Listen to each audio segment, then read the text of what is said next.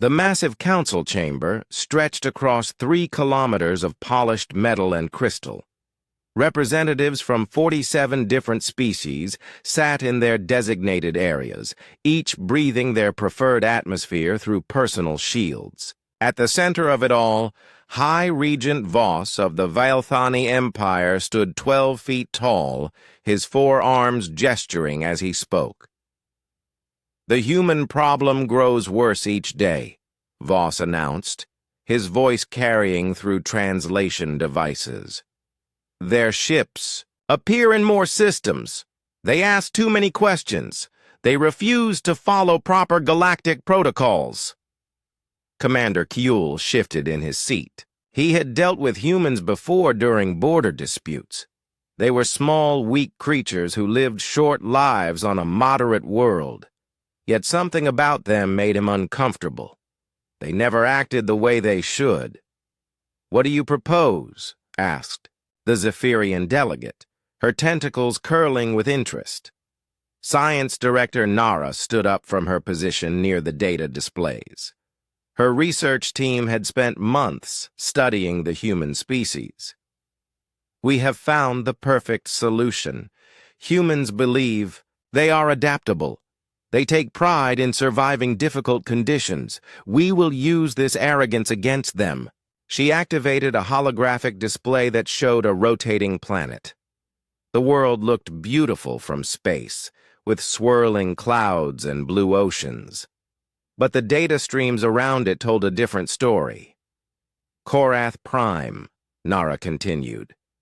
"Classification: Deathworld Level 15, the highest danger rating in our database. Atmospheric storms that can strip flesh from bone. Predators that hunt with methods we barely understand. Chemical compositions that dissolve most known materials. Gravity fluctuations that can crush or launch objects without warning." The chamber grew quiet. Every species present had heard stories about death worlds. Most civilizations marked such planets as forbidden zones. 43 colonization attempts have been made on Korath Prime over the past 2,000 years, Nara went on. The longest any group survived was 18 days. Most lasted less than a week. The planet seems almost alive in how efficiently it kills visitors. Voss smiled, showing rows of sharp teeth. "We will tell the humans that Korath Prime is a frontier, world in need of colonization. We will select their worst criminals and troublemakers. They will volunteer eagerly, believing they can succeed where others failed." "And when they die?" asked the morphic representative. "We will have valuable data about the planet's most dangerous features," Nara replied. "Plus, we eliminate a potential future threat. The humans who cause us the most trouble will be gone forever." "Commander." Kuehl felt uncertain. "The humans I have met do not give up easily. What if some survive longer than expected?" Voss laughed, a sound like grinding metal. "Impossible. Look at them. They are soft creatures from an easy world. They have no natural weapons, no thick skin, no poison glands. They cannot even breathe methane or survive in high radiation. How could such weak beings last even one day on a planet that destroys our strongest warriors?" The vote was unanimous. Operation Human Disposal would begin immediately. 3 weeks later, Day sat in the transport ship and watched Earth grow smaller through the small window.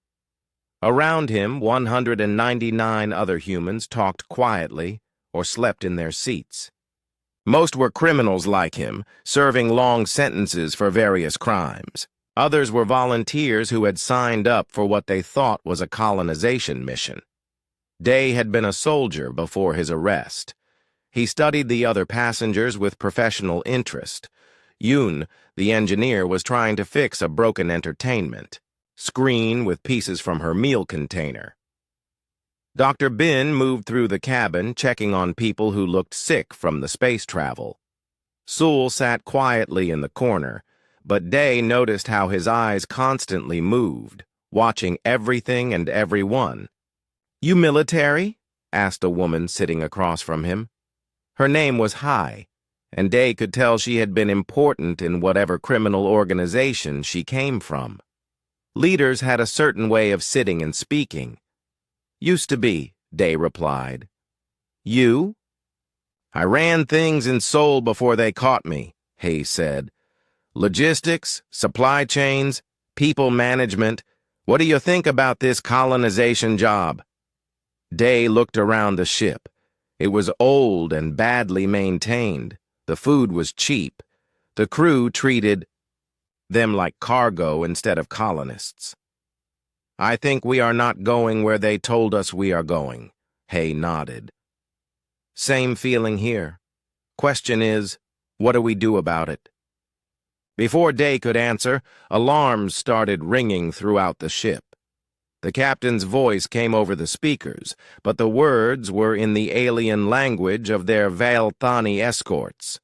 Then a human translator spoke. "Please prepare for atmospheric entry. Some turbulence expected." Through the windows, Day could see a planet growing larger. It looked normal from space, but something felt wrong. The ship was shaking more than it should. Sparks flew from control panels and the lights flickered. "This is not normal turbulence," Yoon called out from where she was studying the wall panels. "The ship's systems are failing. Electromagnetic interference from the planet is overloading everything." The shaking grew worse. Day heard metal tearing somewhere in the ship. People were thrown from their seats as the gravity systems failed. Through the chaos, he saw Sol calmly putting on a safety harness and checking the emergency equipment near his seat. "Listen to me," Day shouted over the noise. "We are going to crash. When we hit the ground, stay calm. Find the emergency supplies. Stay together. Do not panic." The ship hit the planet's surface at tremendous speed.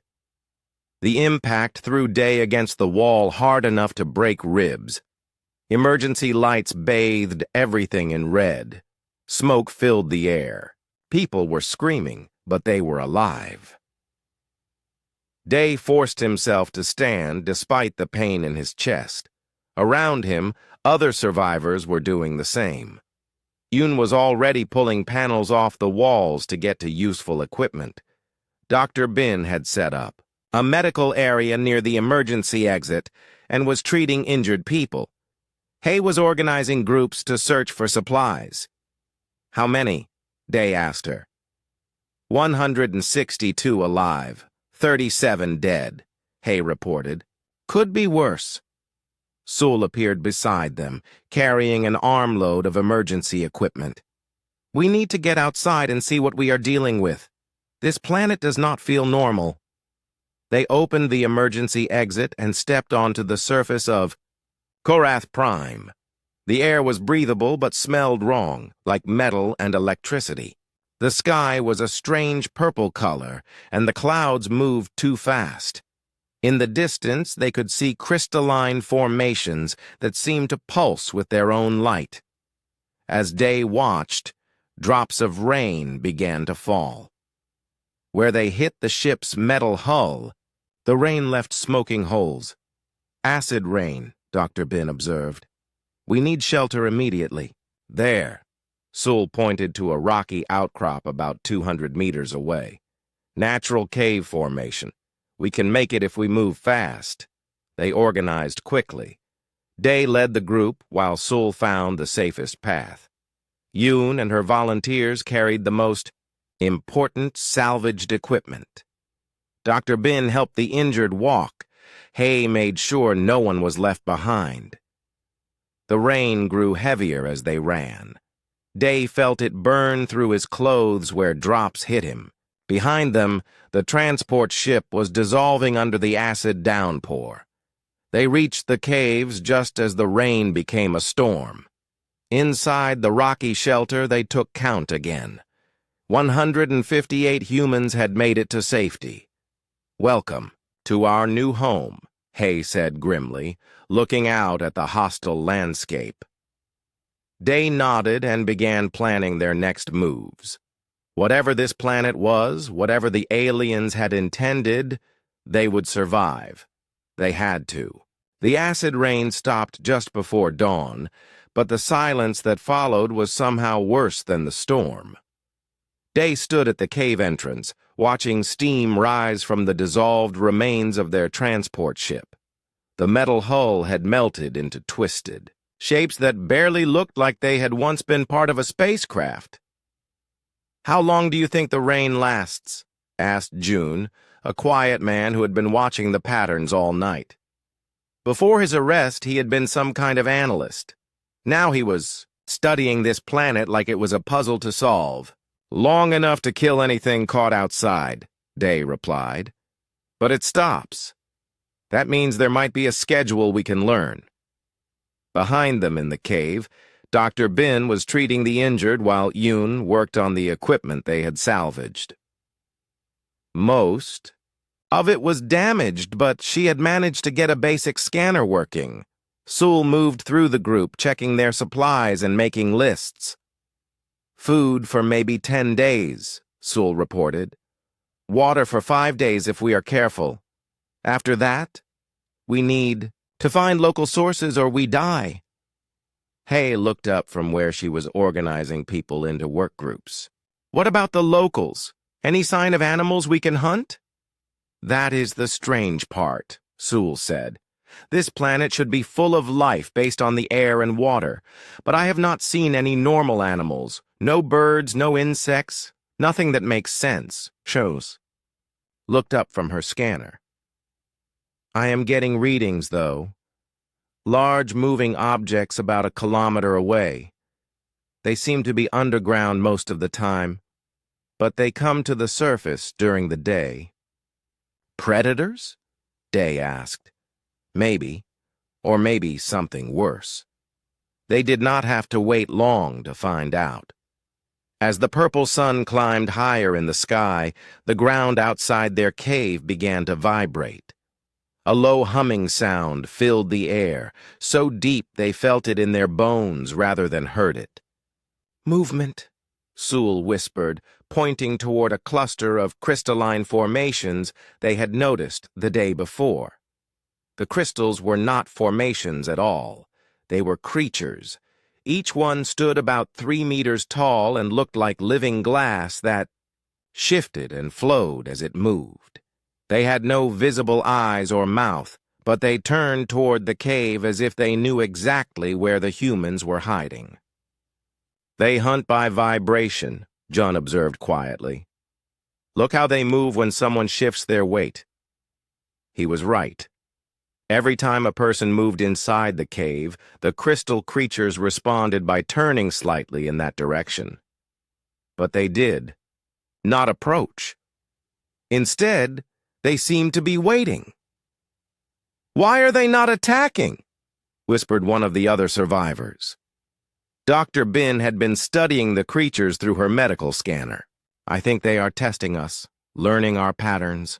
These are not simple predators. They are intelligent hunters." The crystal creatures stayed outside the cave for 6 hours. They moved in slow circles, always keeping the entrance in sight. Occasionally one would make a sound like breaking glass, and the others would respond with similar noises. "They are talking to each other," Yoon realized. "This is coordinated hunting behavior." Finally, as the sun reached its highest point, the creatures began to move away, but they did not go far. Day could see them settling into positions around the rocky area, creating a perimeter about 500 meters from the cave. "We are surrounded," he announced to the group. "How do we fight?" "Them?" asked Hay. "We do not," Sul said firmly. "Not yet. We need to understand them first. Fighting unknown enemies in unknown territory is how you get everyone killed." Dr. Bin had been thinking about the creatures' behavior. They respond to vibration and sound. What if we could use that against them? Yoon looked up from her equipment. "I might be able to modify the scanner to produce specific frequencies.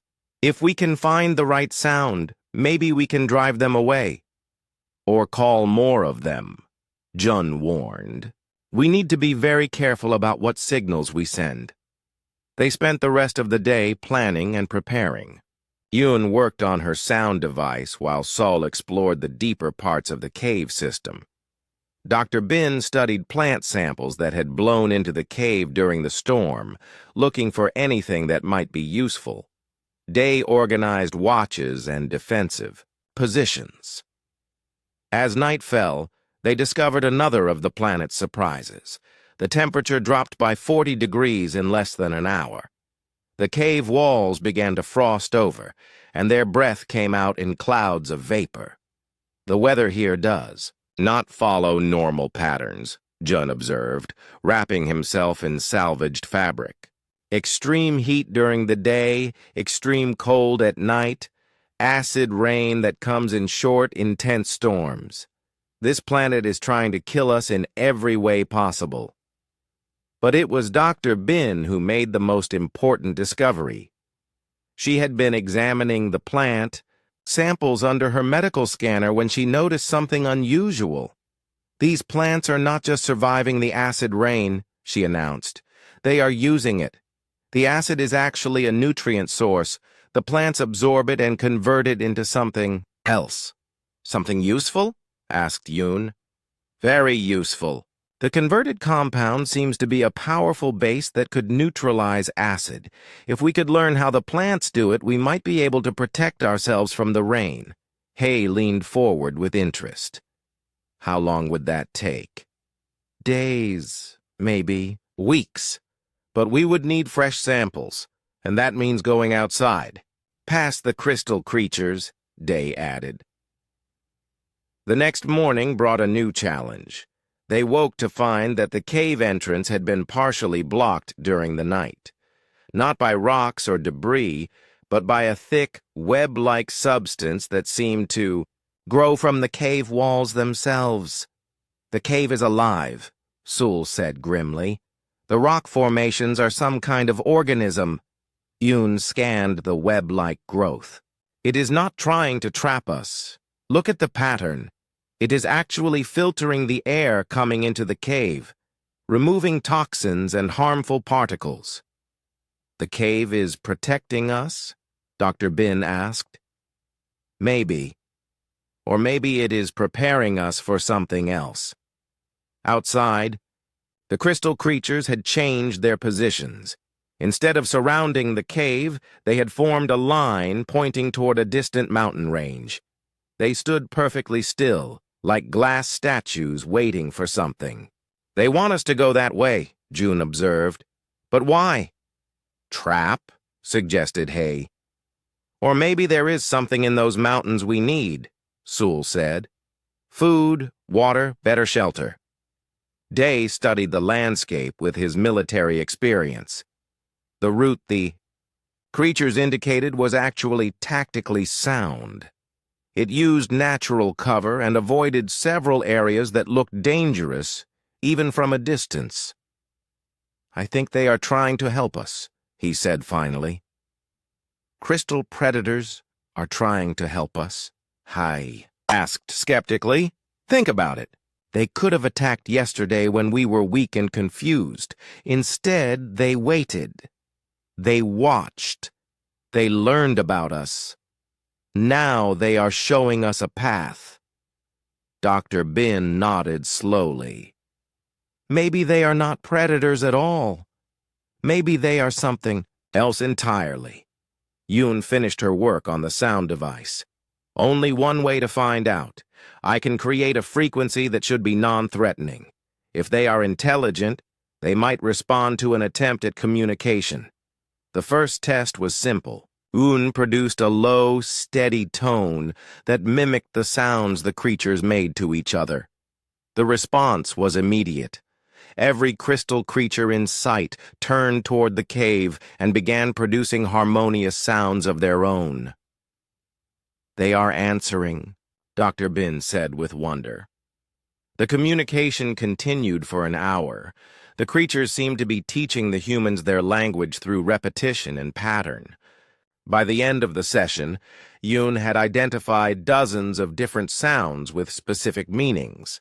Danger, safe, water, food, and most importantly, follow. When the crystal creatures began moving toward the mountains, the humans followed. 3 weeks after the crash, the humans had learned their first important lesson about Korath Prime. The planet had rules, but they were not the rules of any normal world. Day stood on a ridge overlooking their new settlement, watching the morning routine that had developed. The crystal creatures, who they now called singers because of their musical communication, had led them to a valley between two mountains. Here, the acid rain was less frequent, and natural springs provided clean water. But the most amazing discovery was the relationship between the singers and the acid rain itself. "Watch this!" Yoon called out as she demonstrated their latest breakthrough. She had learned to use her modified scanner to produce specific tones. When she played a particular sequence, the singers would respond by creating a sonic barrier over the settlement. The acid rain would hit this invisible wall and scatter harmlessly to the sides. "How are they doing that?" asked Dr. Bin, still fascinated by the science behind everything they encountered. "Sound waves at specific frequencies create vibrations in the air," Yoon explained. "The singers can generate these vibrations with incredible precision. They literally push the rain away from areas they want to protect." Sul emerged from the forest, carrying an armload of the acid-absorbing plants Dr. Bin had discovered. "The singers showed me which plants are safe to harvest and which ones will dissolve your hands if you touch them wrong." Dr. Bin had made remarkable progress with the local flora. She had learned to extract the acid-neutralizing compound from several different plants. More importantly, she had discovered that when mixed with water from the local springs, the compound created a coating that protected human skin from the rain. "We can move safely during acid storms now," she reported to the group. "The protection lasts about 6 hours per application." But it was Jun who made the discovery that changed everything. They thought they knew about survival on Korath Prime.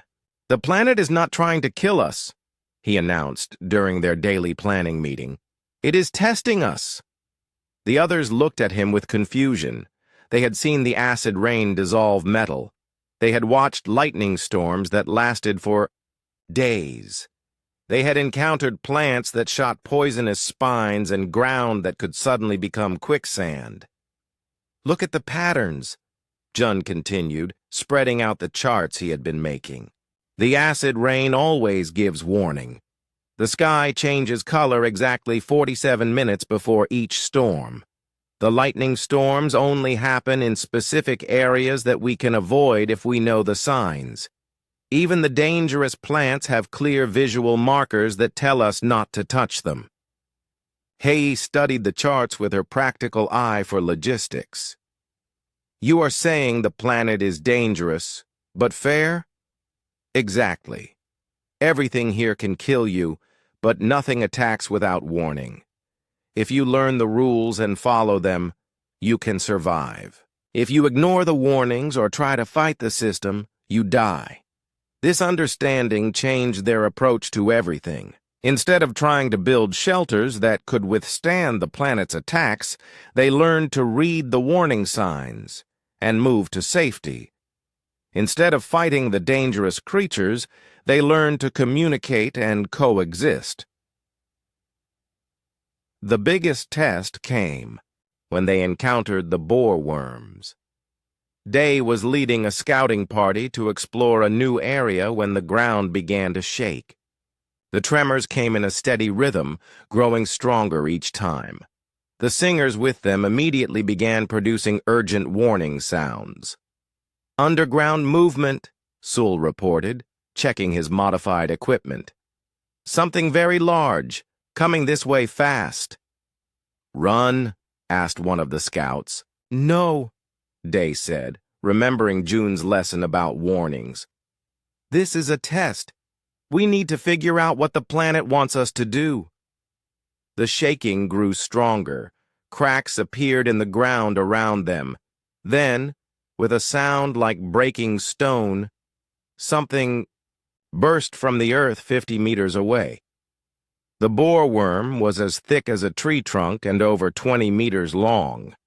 Its body was covered in diamond-hard scales, and its mouth was filled with rotating teeth designed to chew through solid rock. It should have been the most terrifying creature they had encountered. Instead, it ignored the humans completely. The worm moved in a straight line across the landscape, boring through hills and grinding up rock as it passed.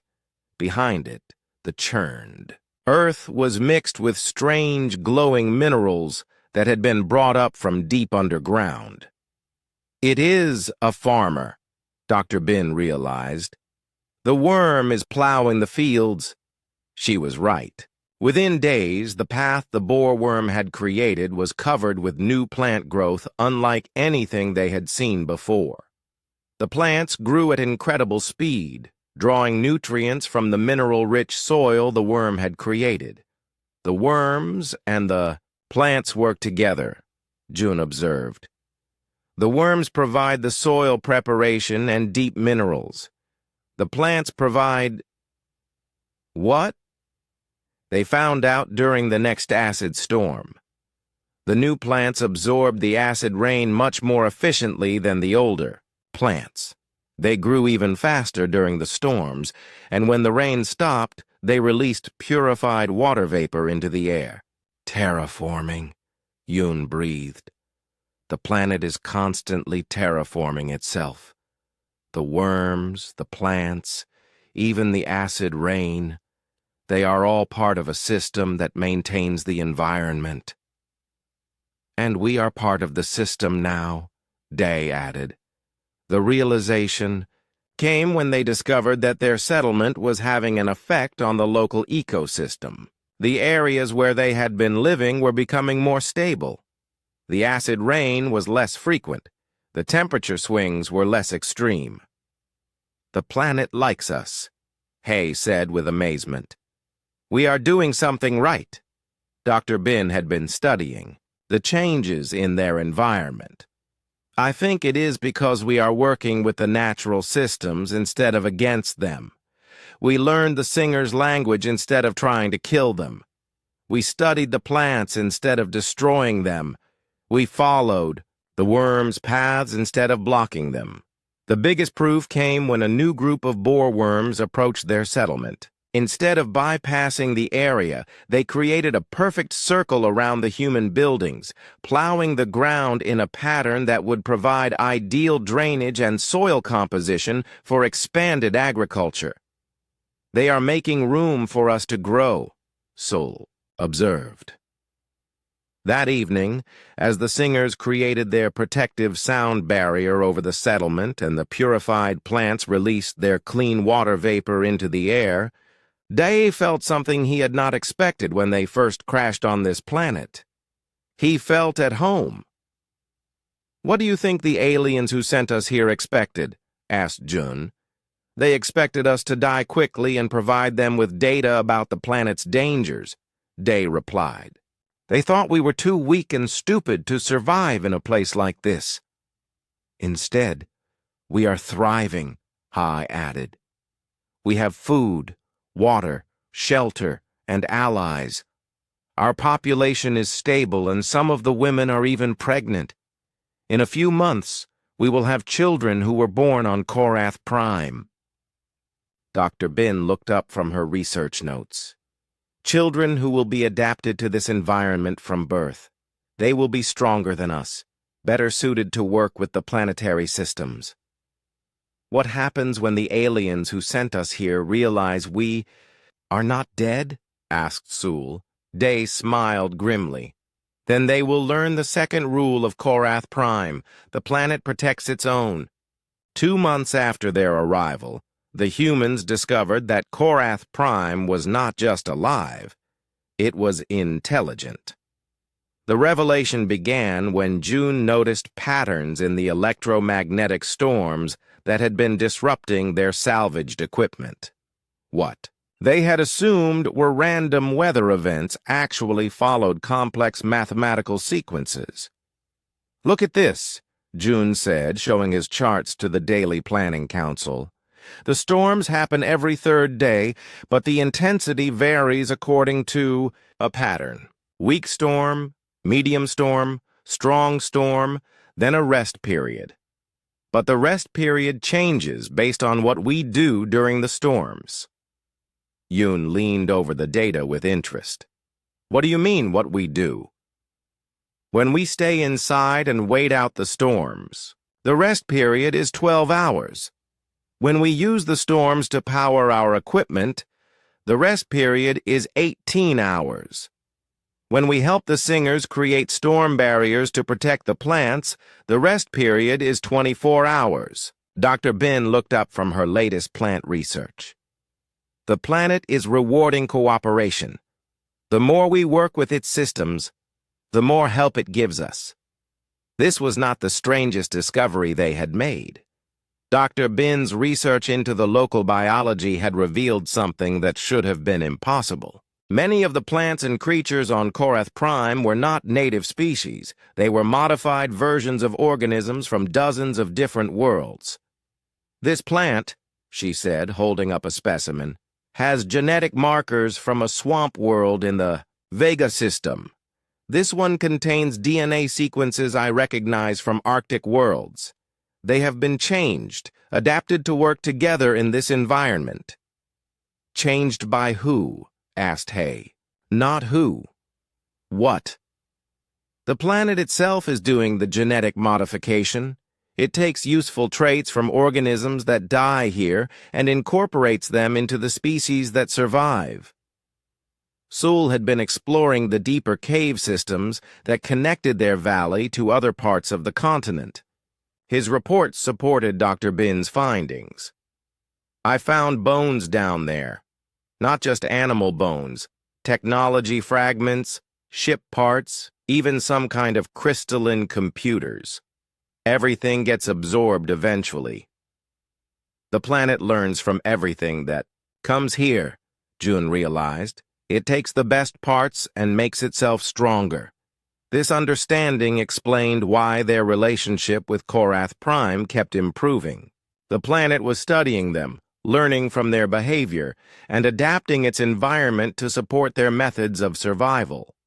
But the most dramatic proof came when they encountered the forest walkers.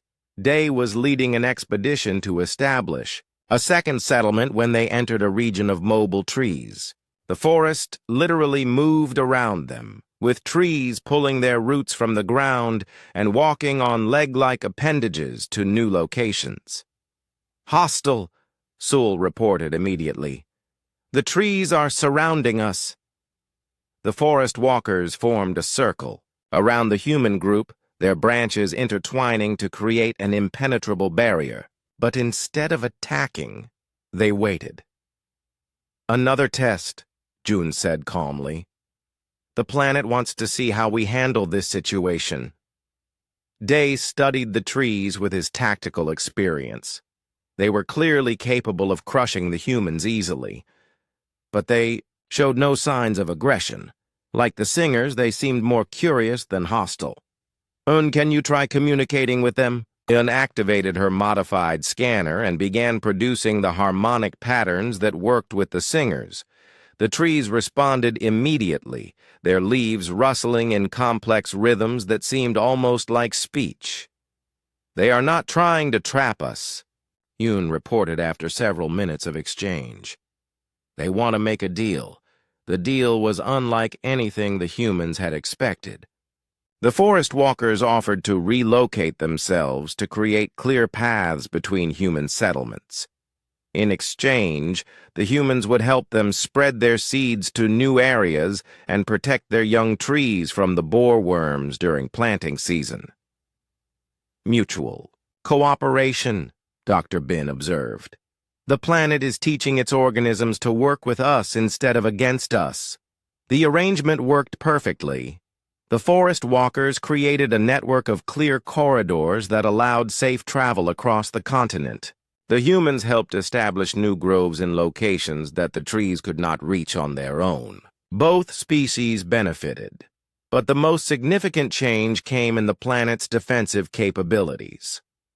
They first noticed it when their settlement's early warning system detected ships in orbit. The electromagnetic readings suggested a small Valthani reconnaissance fleet, probably sent to check on the results of their experiment. 3 ships, Yoon reported. They are scanning the planet's surface, looking for signs of human activity. Can they detect us? Asked Hay. Not anymore, Sul replied with amazement. Look at this. He showed them readings from the cave systems around their settlement. The crystalline formations that honeycombed the underground areas were generating massive electromagnetic interference. The Valthani scanners would see nothing but static. The planet is hiding us, June said. The interference was not random. As the orbital ships moved to different positions, the electromagnetic static moved with them, always staying between the scanners and the human settlements. It was as if Korath Prime was actively jamming the alien sensors, but the planet's protection went beyond simple concealment. When the Valthani ships attempted to send down scanning drones, the atmospheric storms intensified dramatically. Lightning bolts struck the drones with impossible accuracy, destroying them before they could transmit any useful data. When the aliens tried to land a small survey team, the boar worms emerged in perfect coordination to create massive sinkholes, directly in the path of the landing craft. The Valthani ship had to abort its descent to avoid being swallowed by the suddenly unstable ground. Korath Prime does not want visitors, Day observed. Not unless they are invited. The orbital reconnaissance lasted for 5 days. During that time, the planet's defensive systems operated with flawless precision. Every attempt the Valthani made to gather information was blocked by apparently natural phenomena that occurred with suspicious timing. On the 6th day, the alien ships departed. That evening, as the humans celebrated their safety, Dr. Bin made an announcement that changed their understanding of their situation completely. I have been studying the genetic changes in our own bodies, she said. Living here is affecting us at the cellular level. Bad effects? Asked Hay with concern. Beneficial effects. Our immune systems are becoming more efficient. Our bone density is increasing to handle the variable gravity. Our lung capacity is expanding to process the complex atmospheric chemistry. Most importantly, our children are being born with genetic adaptations that will let them thrive here. The planet is adopting us, Sul realized. More than that, June added, looking at his latest environmental data. We are becoming part of its immune system. The planet hides us from threats, and we help it defend against invasions. Yoon nodded thoughtfully. The Valthani sent us here to die. Instead, they gave Korath Prime exactly what it needed. A species intelligent enough to work with its systems and adaptable enough to become part of them. What happens when they realize their mistake? Asked Day. Dr. Bin smiled as she looked at her latest research results. Then they discovered that they did not just fail to kill us. They created something new, something stronger than either humans or Korath Prime could be alone. A symbiotic species, June added. Humans adapted to work with a living planet, and a planet that protects and supports human civilization. That night, as the singers created their protective harmonics and the forest walkers moved into defensive positions around the settlement, Day realized that they were no longer refugees, surviving on a hostile world. They were home. High Regent Voss stared at the reports on his desk with growing disbelief. 3 months had passed since they had deposited the human criminals on Korath Prime. The reconnaissance mission should have returned with data about how quickly the Deathworld eliminated the troublesome species. Instead, he was reading impossible findings. "Explain this to me again," Voss demanded, his forearms gesturing angrily at Science Director Nara. "Our most advanced scanning equipment detected what exactly?" Nara shifted uncomfortably in her chair. She had led dozens of successful research projects, but nothing had prepared her for these results. "The scans indicate a stable human population, not declining, not struggling for survival, stable and possibly growing. On a Class 15 Deathworld. Yes, sir. A planet where our most elite military units lasted less than a week. Yes, sir." Commander Kuehl leaned forward from his position at the strategy table. "Could they have found some kind of shelter, natural caves that protect them from the worst dangers?" "The electromagnetic interference makes detailed scanning impossible," Nara admitted. "But the energy signatures we are detecting suggest active technology use. They are not hiding in caves waiting to die. They are building something." Voss stood and began pacing, his tall frame casting shadows across the room. "Building what? How could primitive humans accomplish what 43 advanced civilizations could not?" "I do not know, sir. That is why I recommend we send a larger reconnaissance force to gather more detailed information." "Absolutely not." The voice came from the chamber's communication system. High Command was monitoring this briefing directly. "The last reconnaissance team lost 3 ships to unexplained atmospheric phenomena. We will not risk more vessels until we understand what is happening on that planet." On Korath Prime, the humans were asking themselves similar questions. Day stood at the observation platform they had built on the highest point of their valley, watching the morning activities of their growing community. What had started as a desperate survival camp now looked like a thriving town. Yoon's engineering teams had learned to grow buildings using a combination of crystalline formations and modified plant structures. The homes were alive, regulating their own temperature and humidity while providing perfect protection from the planet's environmental extremes. Dr. Bin's medical research had produced treatments that enhanced human capability rather than simply preventing disease. People were stronger, faster, and more resilient than they had ever been on Earth. The children born here seemed almost like a new subspecies of humanity. Sol's exploration teams had mapped the continent and established communication networks with the various intelligent species they encountered. The boreworms now served as a transportation system, carrying people and goods through underground tunnels they carved specifically for human use. Most impressively, June's analysis had revealed that their presence was affecting the planet on a global scale. Areas near human settlements were becoming more stable and livable. The extreme weather was moderating. Even regions hundreds of kilometers away were showing signs of environmental improvement. "We are not just surviving here," June reported to the daily council meeting. "We are making the planet better." "Better how?" asked Hay, who now managed logistics for 8 different settlements connected by the Forest Walker Path network. "The atmospheric chemistry is becoming more balanced. The electromagnetic storms are decreasing in intensity. The acid rain is less frequent and less corrosive. Korath Prime is evolving, and it is evolving in directions that support life." Doctor Ben had been studying this phenomenon for weeks. "I think the planet was always meant to support complex civilization.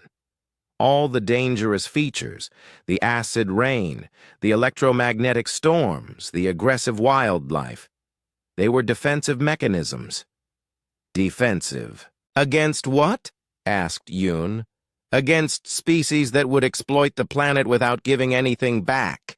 Korath Prime was testing every group that came here. Most failed the test and were eliminated. We passed. How did we pass? Day asked. By working with the planet instead of against it. By learning its languages instead of imposing our own. By becoming part of its ecosystem instead of trying to dominate it. Sol nodded from his position near the communications equipment. The planet has been waiting for a species that could help it reach its full potential. We are that species. The proof of this partnership became clear when they discovered the manufacturing caves. Deep beneath the mountain ranges, Sol's exploration, teams found vast underground chambers filled with crystalline formations that could be programmed to create any tool or technology the humans needed. The crystals learned by example, studying human-made objects and then producing improved versions using local materials. It is like having a factory that can make anything, Yoon reported with excitement. But it is not just copying our designs, it is improving them. The crystal factories produced electronics that worked perfectly in Korath Prime's electromagnetic environment. They created tools that were stronger and lighter than anything humans had built before. Most remarkably, they began producing technologies that humans had never imagined. Transportation crystals, Sol demonstrated to the amazed council. You think about where you want to go, and they create a connection through the planet's crystal network. Instant travel between any 2 points on the continent. Communication crystals, Yoon added. Perfect translation between any languages, including the languages of every species on the planet. We can talk to the boar worms as easily as we talk to the singers. Defensive crystals, Dr. Bin concluded. They detect threats from orbit and automatically activate the planet's protective systems. It was these defensive crystals that gave them their first warning about the Velthani Empire's growing concern. Large fleet assembling in the outer system, June reported after checking the crystal network readings. Military configuration. They are planning something much bigger than reconnaissance. Day studied the tactical information flowing through the crystal network. How many ships? 57 vessels. Full invasion force with ground assault capabilities. Hay looked up from her logistics reports. Can the planet protect us from something that large? I do not know, Sewell admitted. This would be the biggest test yet. Dr. Bin had been analyzing the biological data from the crystal network. There is something else. The planet is not just preparing its defenses. It is preparing us. What do you mean? The genetic adaptations we have been experiencing are accelerating. Our children are developing abilities we never had. Enhanced reflexes, improved processing speed, direct neural interface with the planet's crystal network. The planet is upgrading us for war, Day realized. That evening, as the Human Council met to discuss their response to the coming invasion, they received an unexpected communication through the crystal network. It was not from any of the known species on Korath Prime. The message came from the planet itself. The communication arrived not as words or images, but as direct understanding planted in their minds. Korath Prime spoke to them in concepts that bypassed language entirely. Partnership accepted. Evolution accelerated. Defense protocols activated. Hostile entities approaching. Response required. It is asking what we want to do, June interpreted. The planet can defend itself, but it wants our input on how to handle the invasion. Options available. Repel invaders. Capture invaders. Eliminate invaders. Convert invaders. Convert? Asked Dr. Bin. More concepts flowed into their minds. Korath Prime could force the same adaptive evolution on other species that it had freely offered to humans. The Vilethani could be changed, made compatible with the planet's ecosystem, and integrated into the symbiotic civilization. Forced evolution, Yoon said with wonder. The planet can remake any species to fit its needs. Previous visitors refused. Adaptation. Chose elimination. Current visitors' intentions unknown. Human guidance requested. Day felt the weight of the decision. The Vilethani Empire had sent them here to die. Now they had the power to determine the fate of their former captors. What do you recommend? He asked the council. Give them the same choice they gave us, Hay said grimly. Let them try to survive here using their own methods. If they can learn to work with the planet, they can stay. If not, the planet will eliminate them naturally, Jun finished. Agreement noted. Defense preparation commenced. Invasion fleet. Arrival. 4 planetary rotations. As the communication ended, Day looked out over their thriving civilization and smiled. The Vilethani had wanted to test human adaptability by sending them to a death world. Soon they would discover just how, well, that test had worked. 4 months after the humans arrived on Korath Prime, Sul made the discovery that would change everything they thought they knew about their new home. He had been exploring the deepest levels of the crystal cave system, following energy readings that seemed to pulse like a heartbeat. The transportation crystals had carried him deeper underground than any human had gone before, through chambers filled with formations that looked more like organs than rock.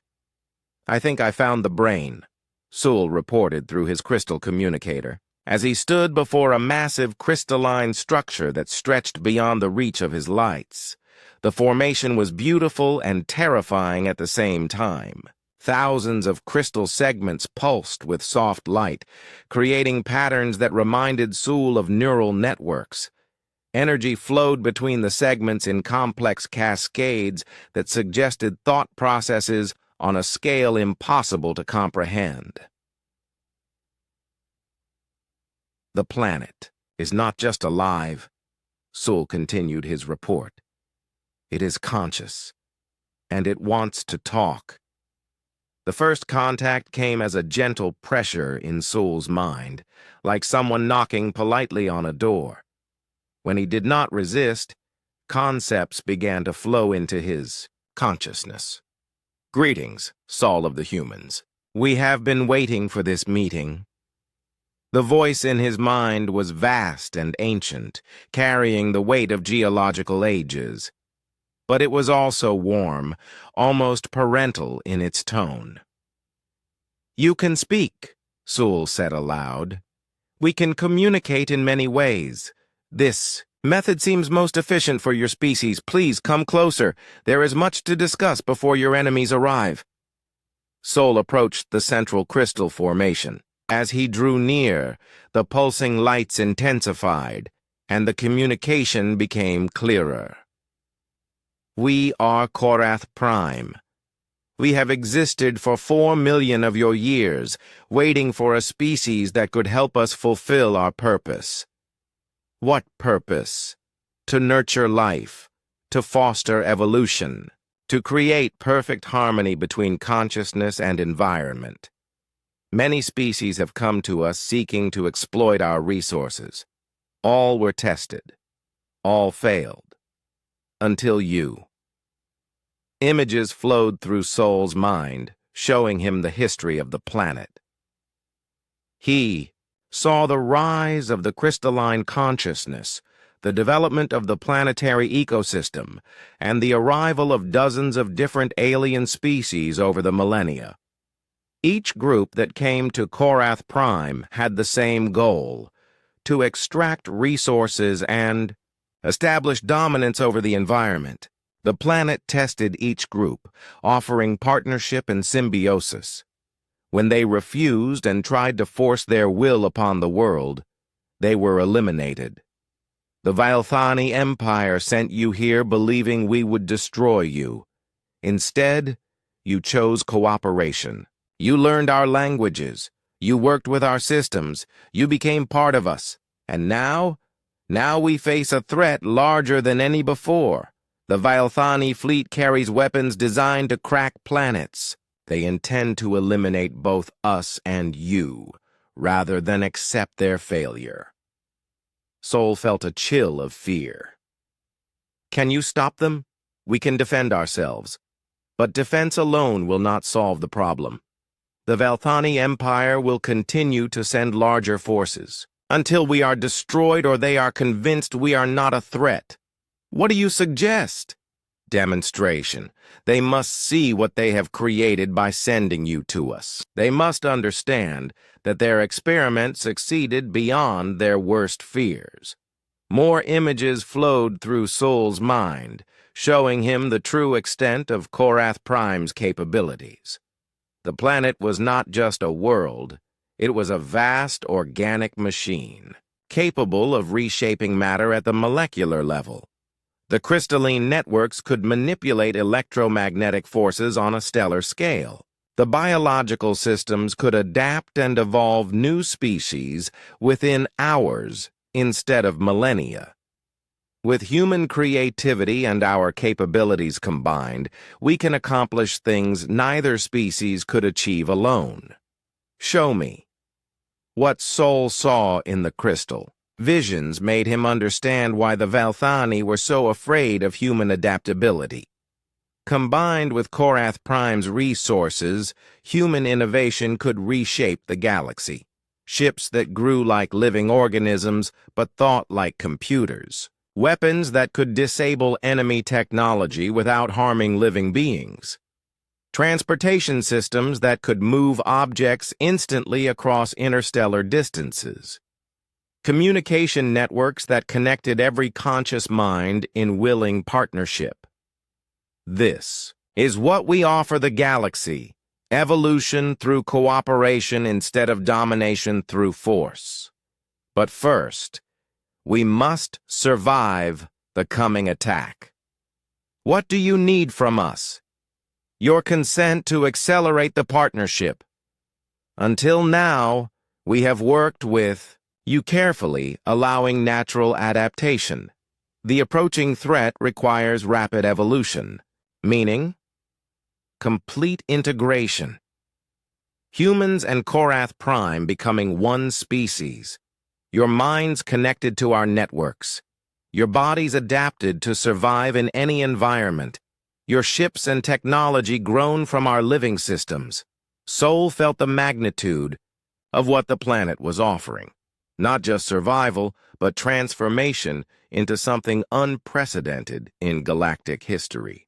What about free will? Individual choice? Enhanced, not eliminated.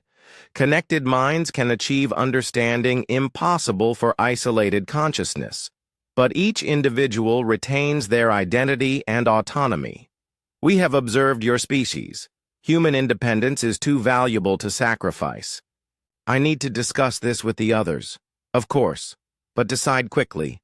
The invasion fleet will arrive in 2 days. Sol made the return journey to the surface with his mind reeling from what he had learned. The transportation crystals carried him through the underground network in minutes, emerging near the main settlement just as the daily council meeting was beginning. We need to talk, he announced to the assembled leaders. All of us.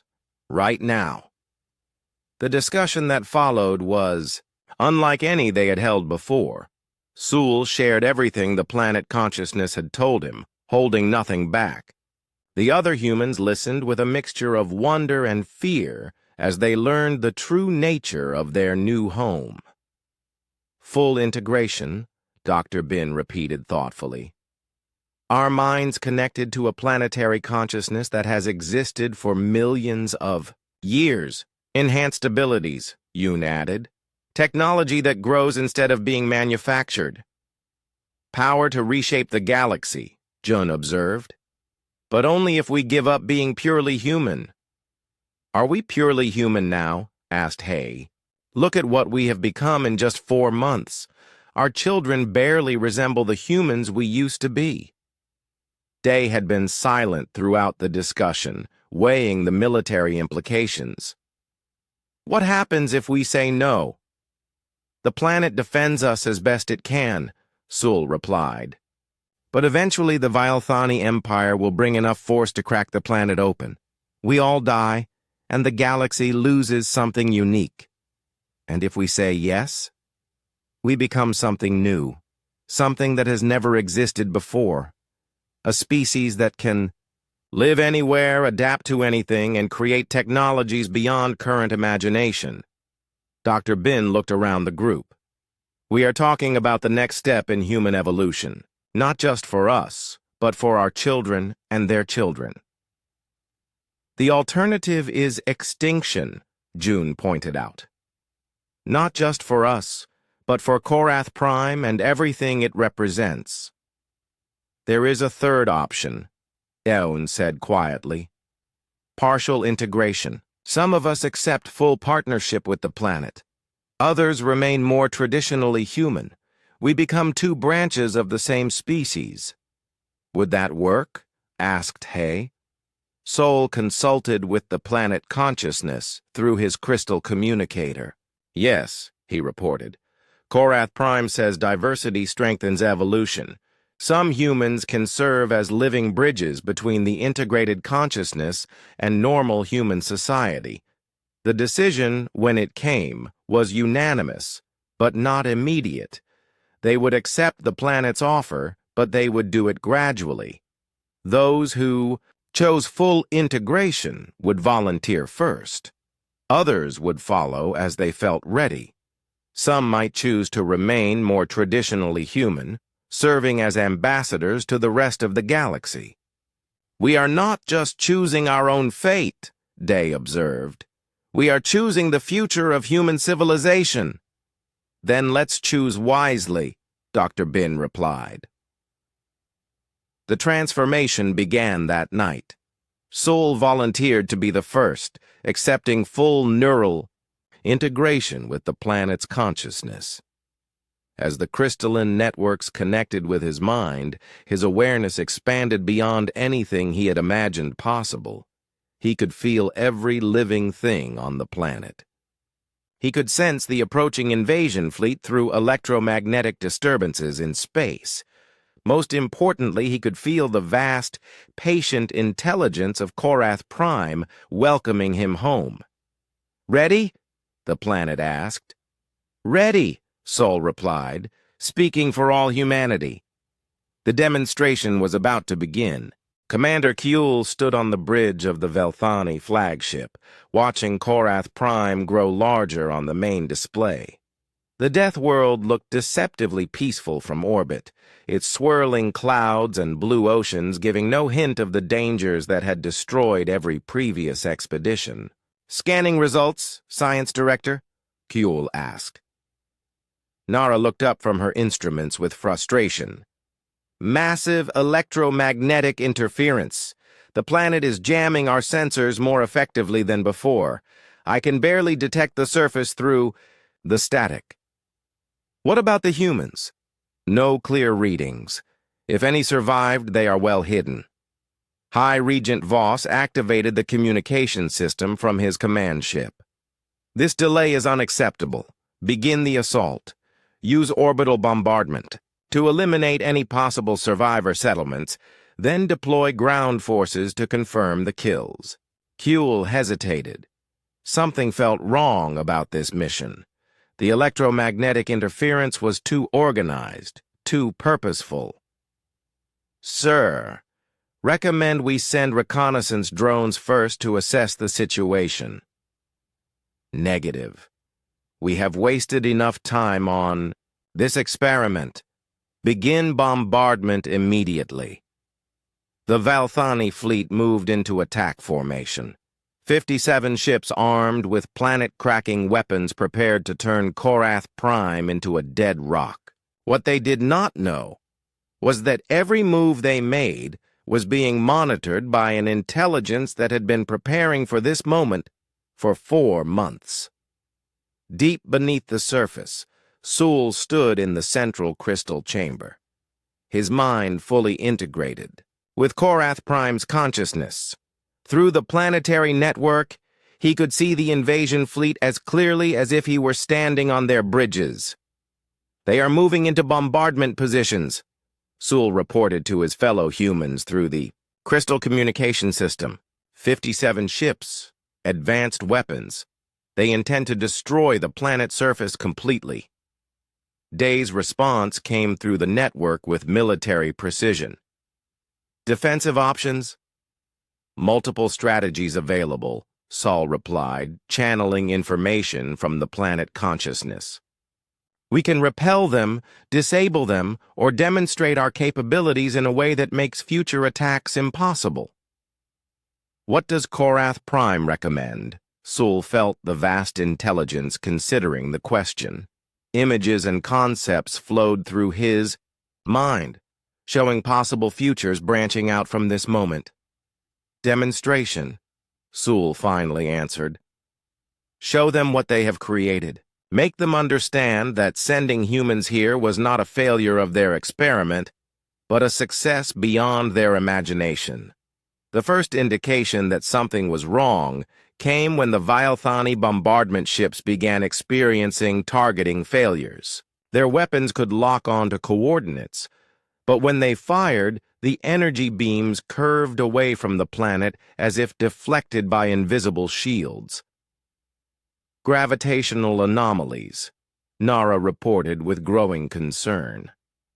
"The planet is somehow manipulating local space-time to redirect our weapons fire." "Impossible," Voss declared. "No planetary defense system has that capability." But the impossible was just beginning. As the Vialthani fleet struggled with their malfunctioning weapons, crystalline formations began emerging from Korath Prime's surface. The structures grew at incredible speed, reaching into space like living towers. Within minutes, they had formed a complex geometric pattern around the planet. "Energy readings are off the scale," Nara announced. "Those formations are channeling power from the planet's core." "Power for what?" Kiyul demanded. They found out when the crystalline network activated. A pulse of electromagnetic energy swept through the Vialthani fleet, but instead of damaging their ships, it did something far more disturbing.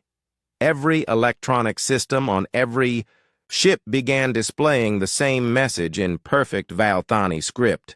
"Greetings from the humans of Korath Prime. We would like to talk." "How are they accessing our systems?" Voss shouted over the communication link. Before anyone could answer, the ship's main display activated, showing a view of the planet's surface that should have been impossible to transmit through the electromagnetic interference. The image showed a thriving human city built into a mountain valley. But this was not the primitive survival camp the Vialthani had expected to find. Crystalline buildings grew from living rock, their surfaces pulsing with energy. Gardens filled with impossible plants stretched across terraced hillsides. Most, shocking of all, humans moved through the scene working alongside creatures that should have killed them instantly.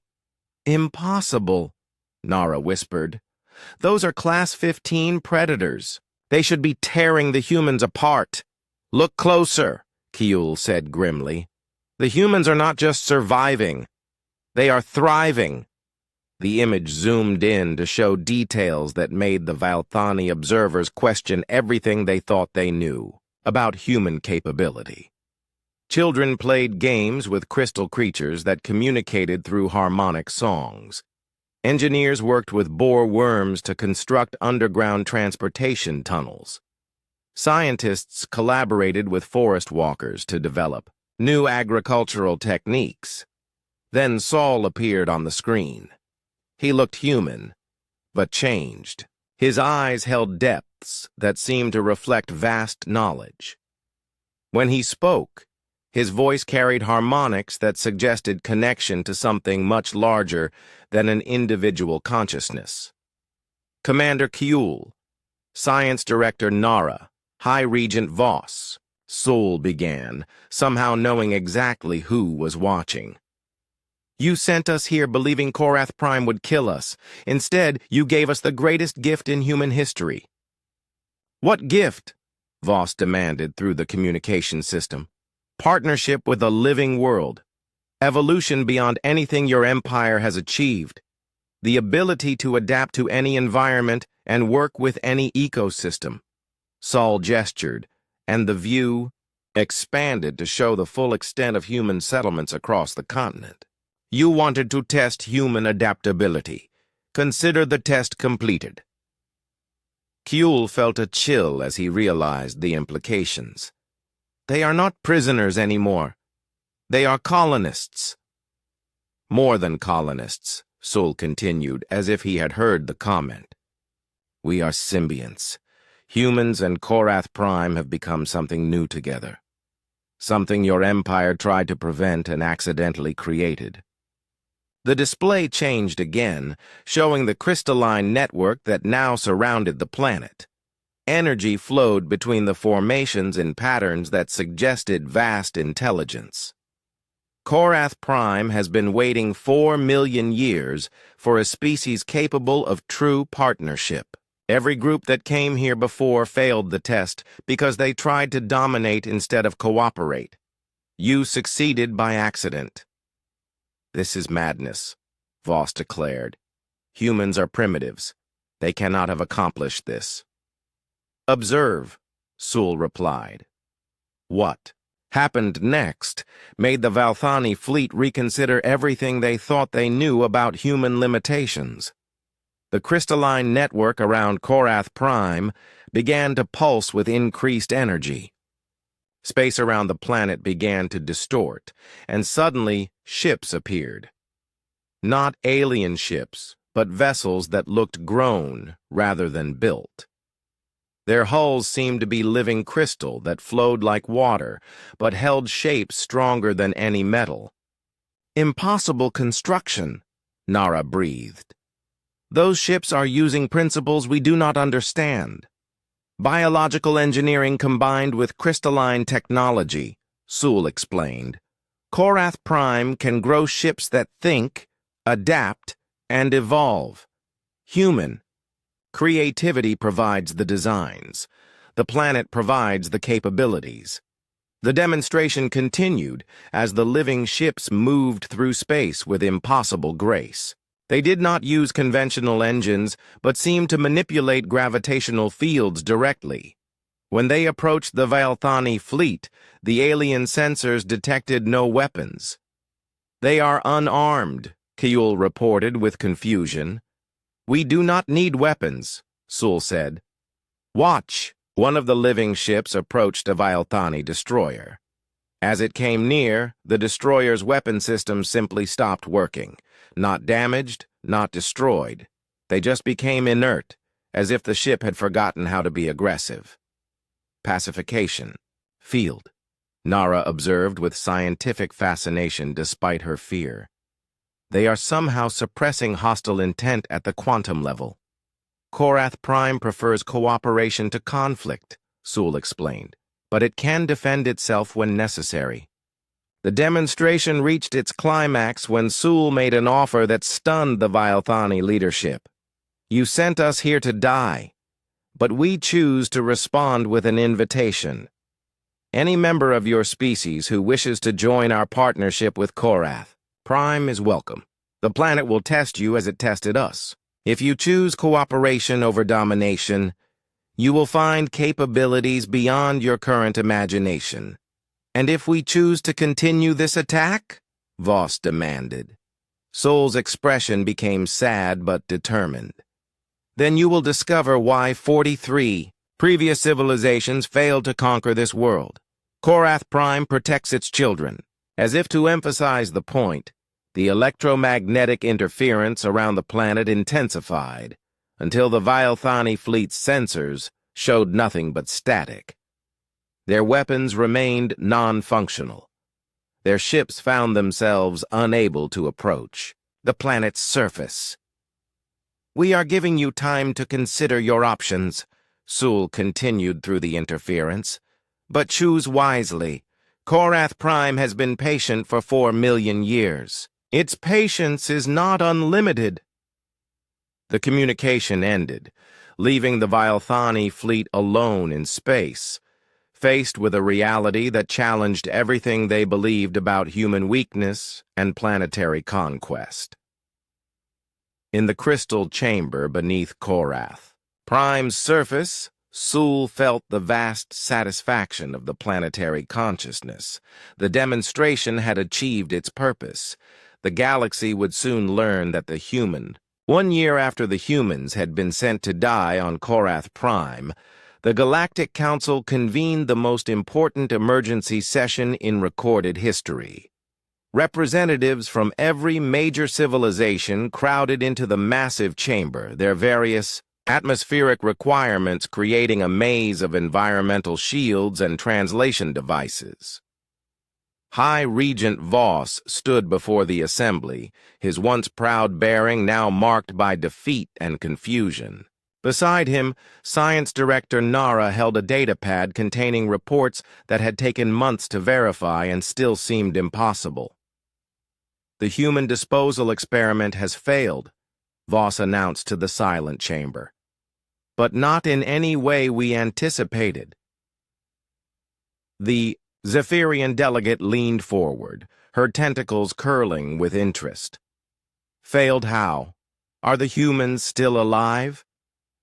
"The humans are more than alive," Nara replied, activating the central display. "They have achieved something unprecedented in galactic history." The holographic projection showed Korath Prime as it appeared now, 1 year after the human arrival. The Deathworld that had destroyed 43 civilizations was green and thriving. Cities of living crystal stretched across continents. Ships that looked grown rather than built moved between the planet and orbital installations that defied conventional engineering. Symbiotic civilization, Nara continued. The humans did not conquer Korath Prime. They partnered with it. The planet's semi-sentient ecosystem has merged with human creativity to produce technologies we can barely comprehend. A representative from the hegemony species spoke up. "You said the humans were primitives. How could they accomplish what our greatest scientists could not?" "We were wrong about human limitations," Voss admitted, the words tasting bitter. "They are not primitive. They are adaptive beyond any species we have encountered. Where we see obstacles, they see opportunities. For cooperation," Commander Kuehl stepped forward to add his military assessment. "The demonstration they gave our fleet showed capabilities that render conventional warfare obsolete. They disabled our weapons without firing a shot. Their ships move through space using principles we do not understand. Most disturbing of all, they offered to share these technologies with us." "Offered?" asked the morphic representative. "What are their terms?" "Partnership," Nara replied. "The same arrangement they made with Korath Prime. Cooperation instead of domination. Symbiosis instead of exploitation." The chamber erupted in discussions as representatives tried to process the implications. A death world had become the foundation of human power. The species they had dismissed as troublesome primitives now possessed technologies that could reshape the galaxy. On Korath Prime, June stood in what had once been called the main settlement, but was now the planetary capital. Through the neural link he shared with the planet's consciousness, he could sense the Galactic Council's debates across interstellar distances.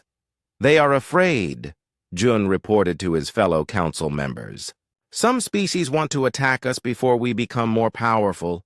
Others want to negotiate alliance agreements. A few are demanding that we share our technologies freely." Day, whose integration with Korath Prime had enhanced his tactical abilities, beyond anything possible for normal humans, considered the political implications. "Fear-based decisions lead to poor outcomes. What does the planet consciousness recommend?" Patience, Jun replied, channeling thoughts from the vast intelligence that was now part of their extended family. Korath Prime has waited 4 million years for this partnership. It can wait a little longer for the galaxy to accept the new reality.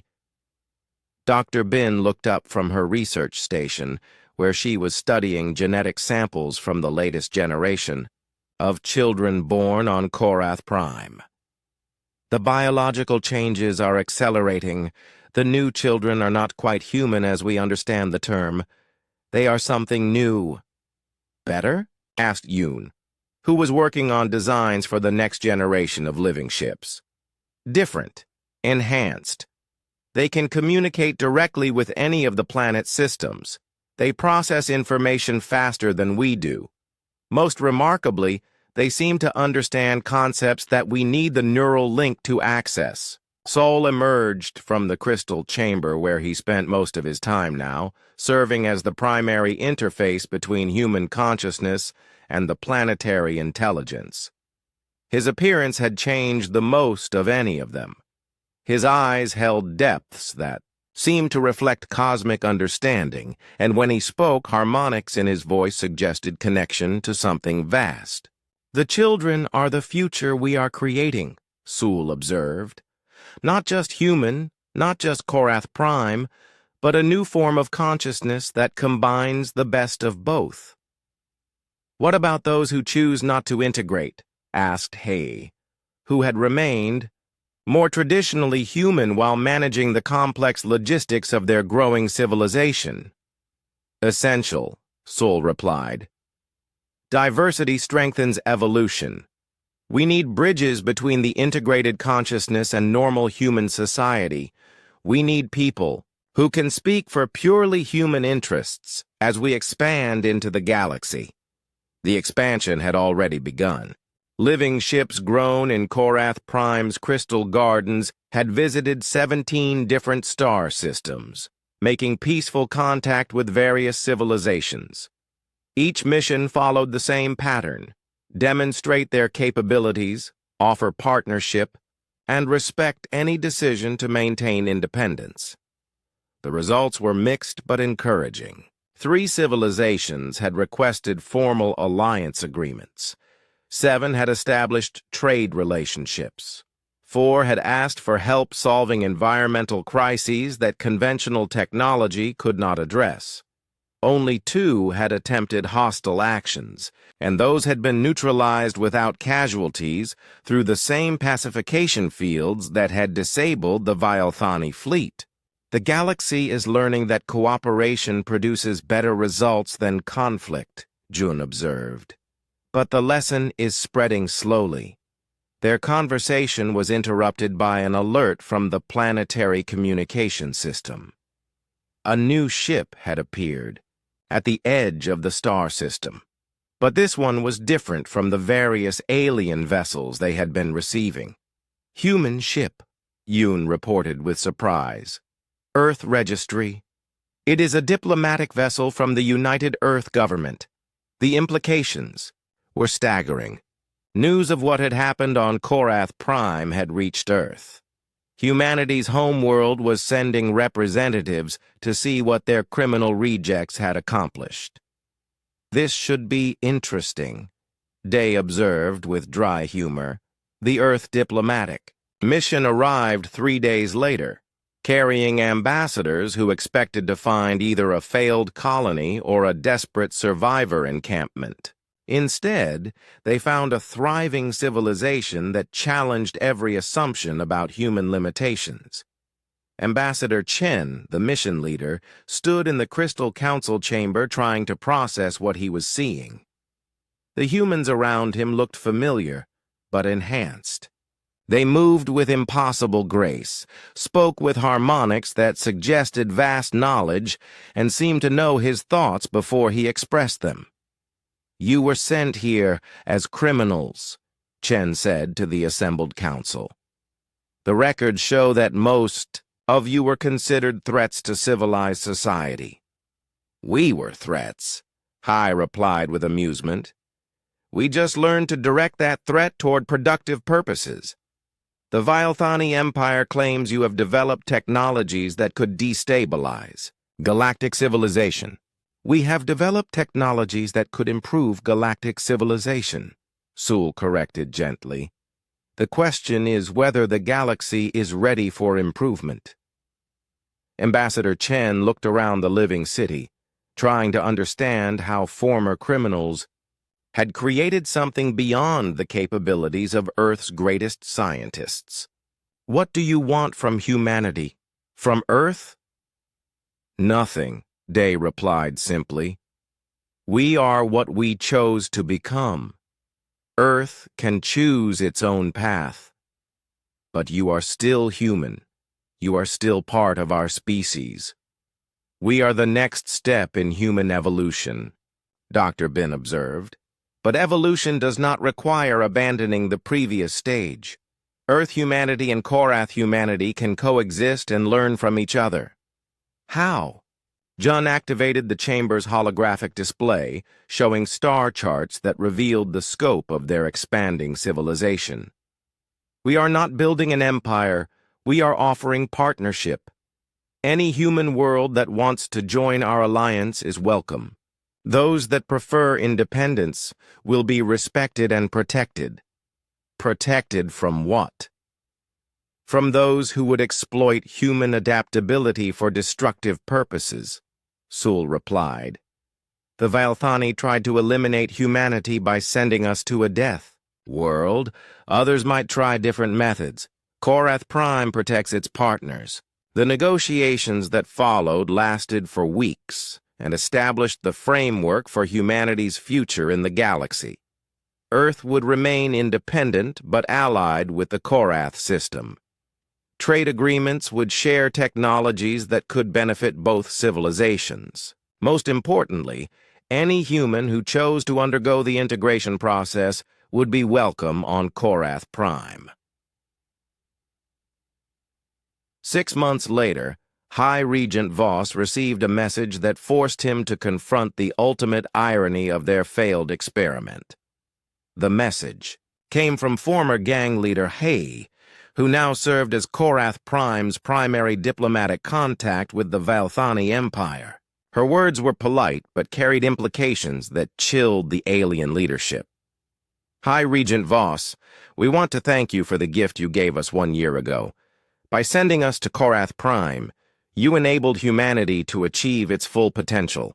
We hope this serves as a lesson about the dangers of underestimating species based on incomplete understanding. As a gesture of gratitude, we,